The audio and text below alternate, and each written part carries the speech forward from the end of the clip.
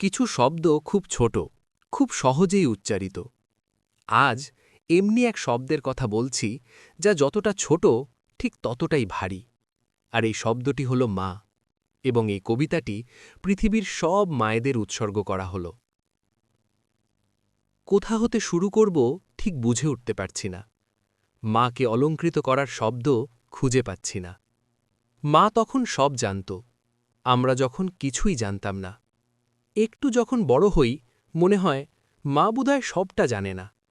আর একটু বড় হওয়ার পর দেখা যায় মা অনেক কিছুই জানে না। ধীরে ধীরে দেখা যায়, আরে মা তো বুঝেই না কিছু, শুধু ইমোশনাল ফুল।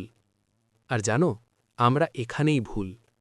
আমাদের জানা আর বোঝার কাছে মা যখন আস্তে আস্তে হারতে থাকে, তখনও সেই বোকা হয়েই হারার আনন্দে মারতে থাকে। আসলে আমরা অনেক বোঝার পরেও মাকে বুঝে উঠতে পারছি না। মাকে অলঙ্কৃত করার শব্দ আজও খুঁজে পাচ্ছি না। মাকে অলঙ্কৃত করার শব্দ আজও খুঁজে পাচ্ছি না।